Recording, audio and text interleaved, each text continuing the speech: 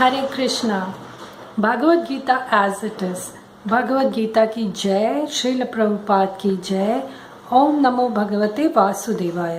Reading from Bhagavad Gita chapter number 2 verse number 40।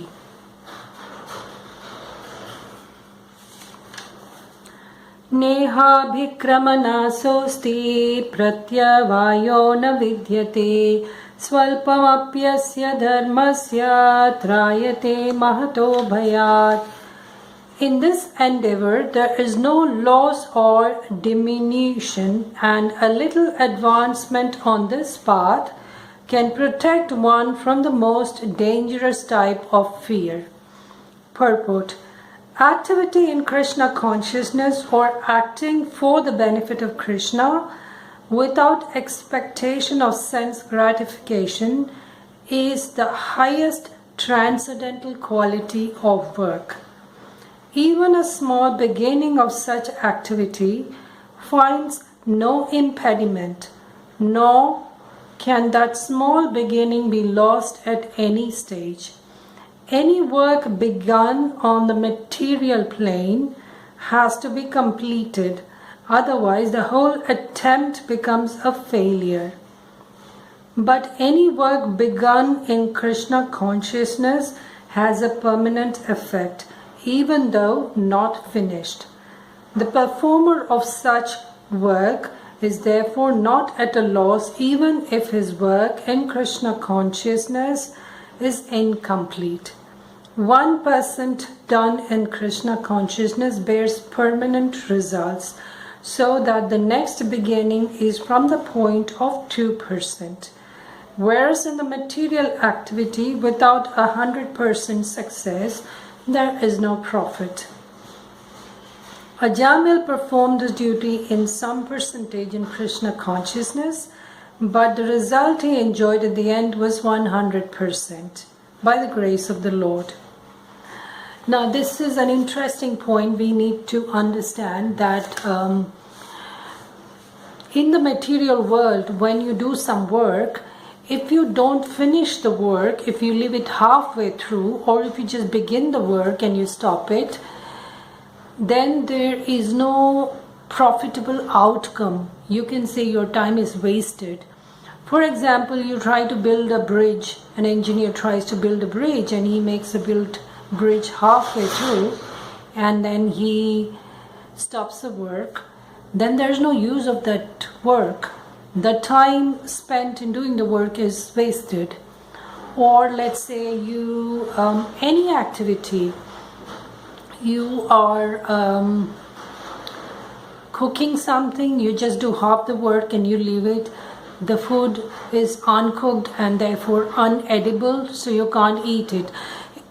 In other words, in material world, any work which you do needs to be completed or done all the way. Otherwise, that's a waste of time. However, the difference is that in the spiritual realm, you do any work, even 1%, even one tiny bit of work that you do in the spiritual realm is never wasted. It stays with you for eternity. As we already learnt in the previous verses, that we are spirit souls and we move from body to body, from life to life, till eternity. So if you do some spiritual work or some work for Krishna in Krishna consciousness without expecting any returns, nishkam work, and you can't complete it, but there's no problem in that, because whatever you've done will be kept in your credit till infinity. For example, you decided to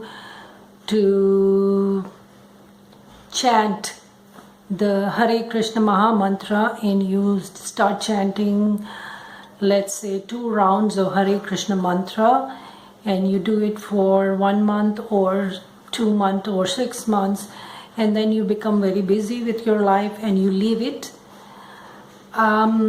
What happens to that, what you chanted? It doesn't go waste. It is kept in your account for eternity, Because whatever work, that's what this verse says, whatever work that you do in Krishna consciousness stays with you. It is never a waste. And one example is given of Ajamil.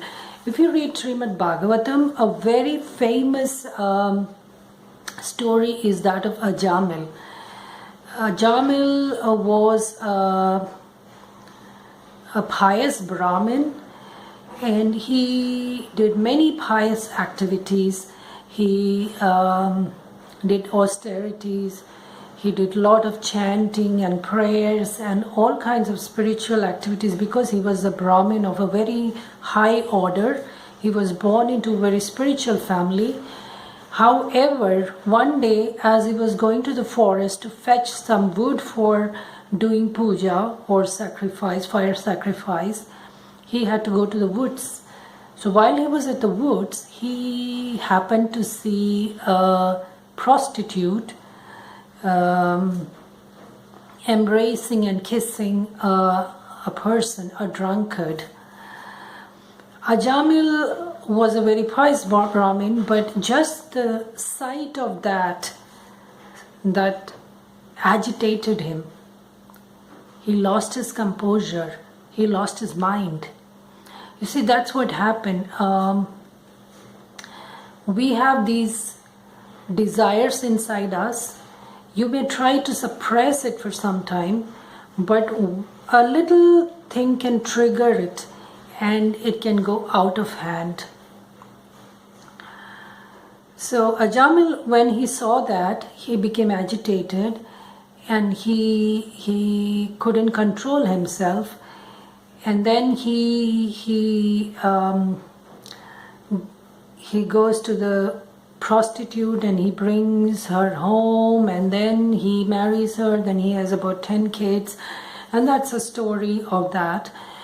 So Ajamil initially was a pious Brahmin. He did lots of austerities, but later he lost his inclination towards spiritual activities and he took to bad ways. He started a life of sense gratification, sexual enjoyment and sense gratification. He started stealing to make money so that he can enjoy more of his senses. And at the time of his death, however, God was merciful to him because of whatever little pious activity that he did before he fell down from his position. So that was the story of Ajamil. You will know more about it if you read Bhagavatam. But here Ajamil is mentioned because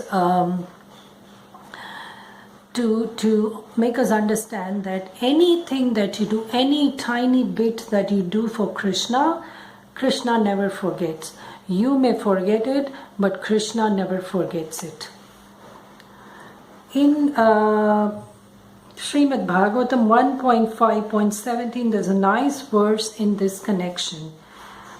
Tyaktva swadharmam charanambujam harer bhajam apakvo tapate tato yadi yatra kva va bhadram abhud amoshyakim kovarta apto bhajatam swadharmata. Quote, if someone gives up his occupational duties and works in Krishna consciousness and then falls down on account of not completing his work, what loss is there on his part? And what can one gain if one performs his material activities perfectly? Or, unquote, or as the Christians say, quote, what profits a man if he gains the whole world yet suffers the loss of his eternal soul, unquote. Material activities and their results end with the body, but work in Krishna consciousness carries a person again to Krishna consciousness even after the loss of the body. At least one is sure to have a chance in the next life of being born again as a human being, either in a family of a great cultured Brahmana or in a rich aristocratic family.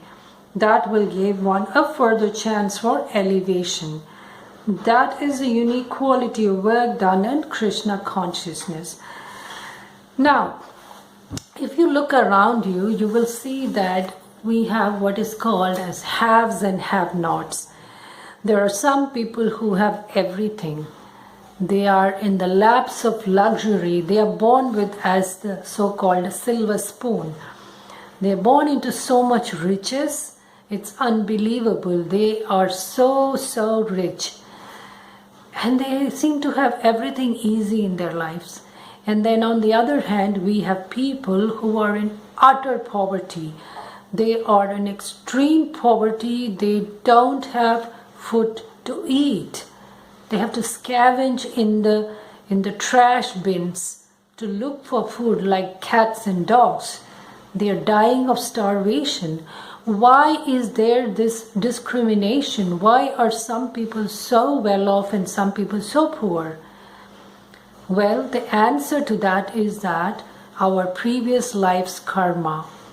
What we are enjoying or suffering in this life is because of our past life karma. If you're enjoying, well, good, you must have done something very good in your past life. If you're suffering, same. You must have done something bad. That's how the karma works. So, in this verse, in the purport, Srila Prabhupada says, what happens if you start in Krishna consciousness, but because of some circumstances you come out of it? What happens then? Well, what happens is that whatever little you did in Krishna consciousness stays with you. Krishna doesn't forget it, and Krishna rewards you by giving you a next life which will be there are two options in next life. Number one, you get born in a family like Ambani. You get born in a very rich family. Why? Because that will give you sufficient, at least you don't have to bother about earning a living. You can spend all your time in Krishna consciousness in your next life. Because in this life, what happened? You started in Krishna consciousness, but you got swayed by the materialism. You wanted to make money, or you wanted fame, or any of those things, and you just turned your path. So in the next life, Krishna wants to ensure that it doesn't happen. So he puts you in a very rich family. So your earning a living is taken care of. Then what you can do is you can devote your entire life in Krishna consciousness and progress and go back to Godhead. The other option is that Krishna puts you in a family of a very spiritual family, where right from your birth you get exposed to spiritual values, spiritual education, spiritual association. Therefore you grow up continuing with your spiritual training and activity, and therefore in that next life you will be so well equipped in spiritual strength that you can go back to Godhead. So these are the two options in a situation where you start in Krishna consciousness and you cannot complete it. So here Krishna says, no problem, just make a beginning, just do it, and you will be fine. So that was verse number 40, Bhagavad Gita as it is, chapter number 2, contents of the Gita summarized. In the gist of this verse is that a little, even one step done in spirituality stays with you forever, whereas even a 99% step done in material pursuit, if it's not completed, is a waste of time. Hope you have understood something, benefited in some way. Like the video, give a thumbs up, and thank you for watching and listening. Please share the video with your friends and family. Please subscribe to this. Bhagavad Gita ki jai, Srila Prabhupada ki jai. See you next time. Till then, Hare Krishna.